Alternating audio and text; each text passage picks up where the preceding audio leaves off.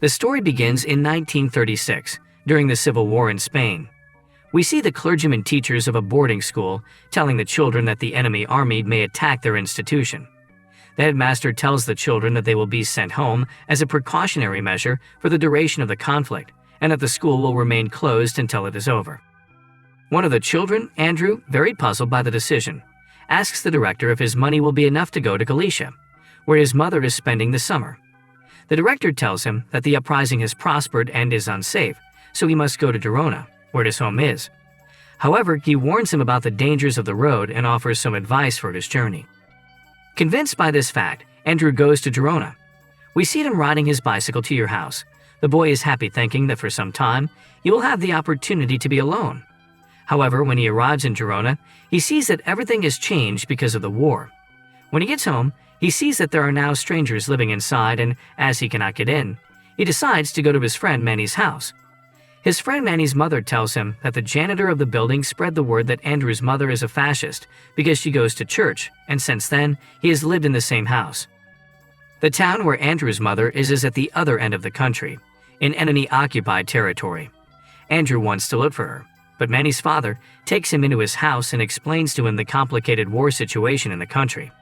At night, Andrew cannot sleep, decides to get up, and prepares to leave for the enemy bank. The next day, we see Andrew cycling. He rides his bicycle to see his mother, but an enemy control intercepts him. Inside their facilities, some men interrogate him. Andrew says that his mother has defected and that his father is dead, so the men decide to put him to work in the kitchen.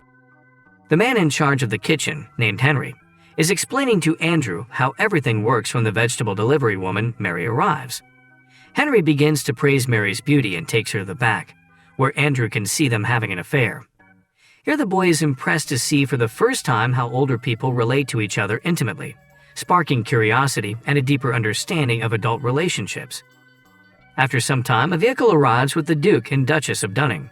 Andrew is struck by the beauty of the Duchess. The man explains that they are simply on a trip to admire the beauty of the country. However, the soldiers do not understand anything of what they say at that moment. Andrew appears and begins to translate what the gentlemen say.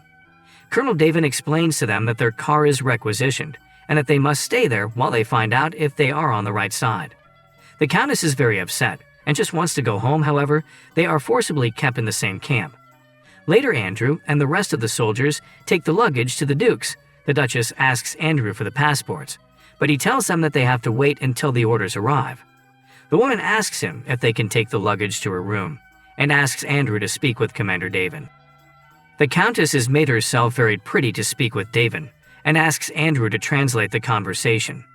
The Duchess explains to Davin that she is willing to do him an intimate favor in exchange for the return of the passports. Andrew enjoys this conversation, and finally, Davin agrees to the arrangement, marking a significant turn of events. Time continues to pass at the front, and Andrew has so many experiences and is so adapted to that life that he begins to forget his mother.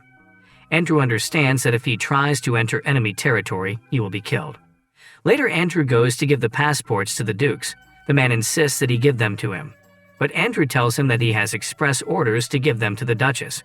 Andrew agrees to her room, and in addition to the passports, he gives her a transit permit to move around the territory. Andrew asks the woman if he can go with them, but she explains that they only have papers for 2. Andrew is very disappointed, but the woman decides to comfort the boy a little and decides to give him some affection.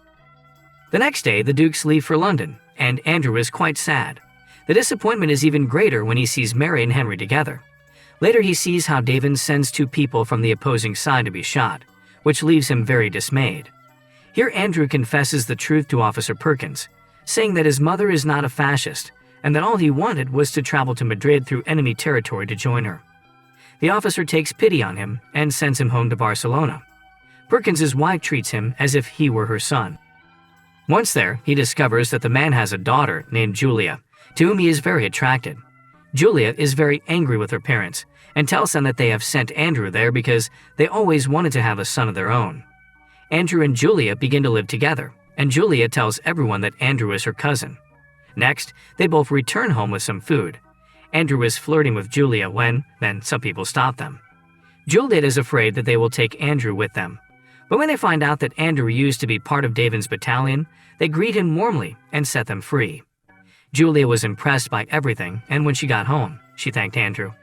There, the boy gives Julia a dress as a gift, and the girl tries it on next to him, looking like God brought her into the world.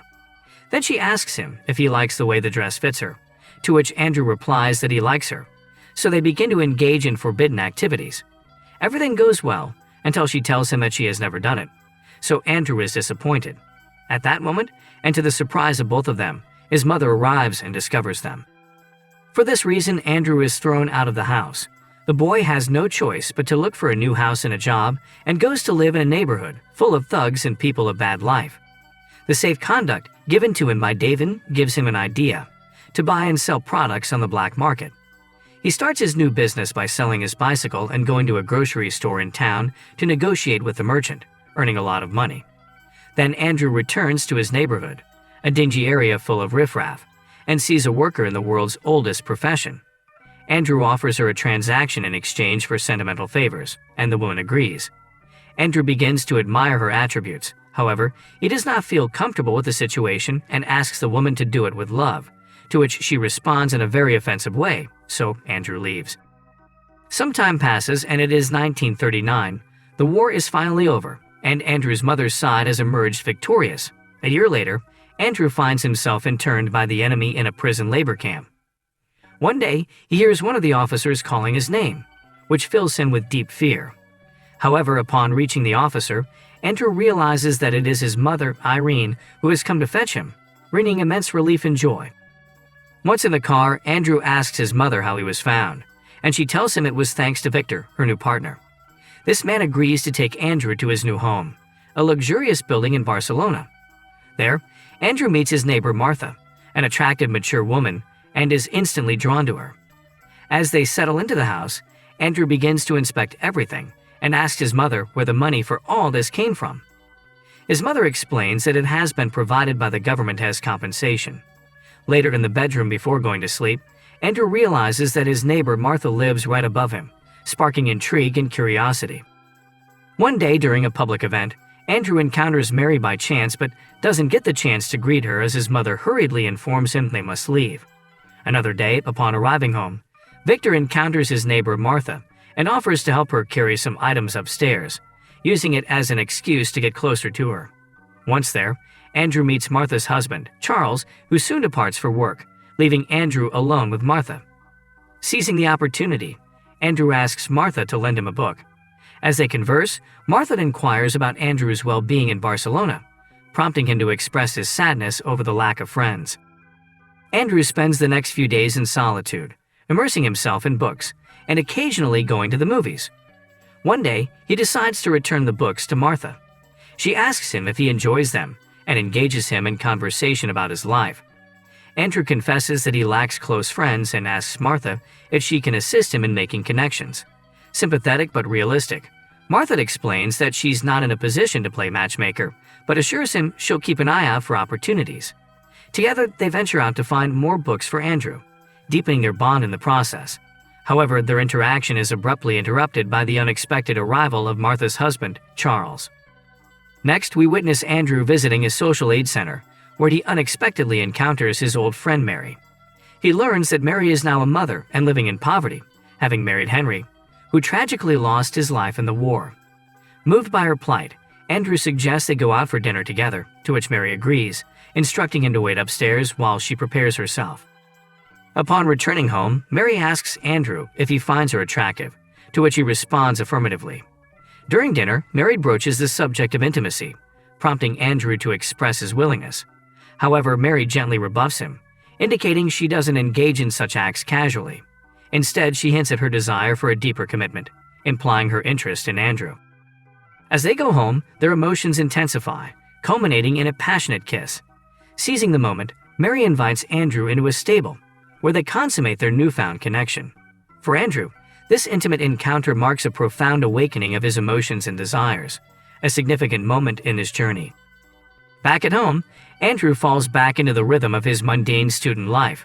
During lunch, Victor confides in Andrew about his intention to marry his mother, eliciting a discontented response from Andrew. Tension mounts between them as they engage in a heated argument, with Victor questioning Andrew's acceptance of his political beliefs. Frustrated, Andrew abruptly leaves the table, seeking solace elsewhere. Later, Andrew returns to his neighbor's apartment to return the borrowed books, finding himself drawn once again to Martha's presence. He confides in her about his eagerness to visit her whenever her husband is away. This time, Martha's response suggests a mutual attraction, as she leads him to her room and hints at a more intimate encounter. As they prepare for their rendezvous, Andrew's nervousness is palpable. During their interaction, he dares to question Martha about her feelings and motives, particularly regarding her marriage. Martha responds by asserting her agency in the situation, indicating her readiness to take the lead in their burgeoning relationship. One day, Andrew arrives home when he sees that Martha's husband is being taken away for being a traitor to the regime. She tells him that he has been beaten and will be kicked out of architecture school. Later, Andrew is talking to Victor to see if he can do something for Martha's husband.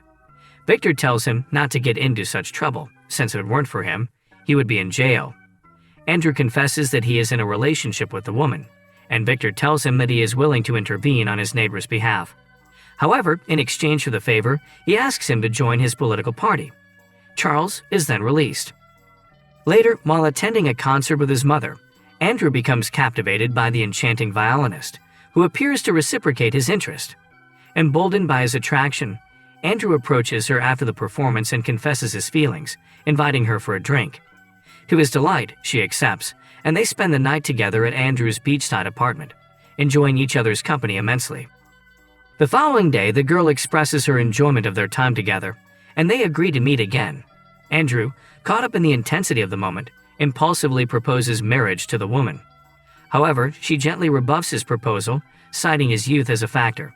Despite the setback, Andrew remains hopeful, cherishing the memories of their time together and the possibility of a future reunion. Back home, Andrew experiences a wave of sadness as he watches Martha and her husband depart from the city, leaving him feeling disheartened and alone. Faced with the oppressive political climate in his homeland, Andrew makes a bold decision to leave his home behind. Sneaking onto a train as a stowaway, he embarks on a journey across the border into France, seeking refuge from the turmoil of Spain's dictatorship. Upon his arrival in France, Andrew is warmly greeted by the violinist and the rest of their group. Embraced by their camaraderie and support, he finds solace in their company as they embark on a new chapter of their lives together. With hope in their hearts and a determination to leave the shadows of oppression behind, they set off on a journey filled with promise and the prospect of freedom. Andrew had to grow up very fast due to his circumstances. His early maturation caused him to be very attracted to mature women. Besides, he could not betray his political ideals and decided to follow his heart. What would you have done in his place? Would you have settled for a comfortable life under a dictatorial regime? Or would you have followed your heart? We would like to hear from you in the comments section below.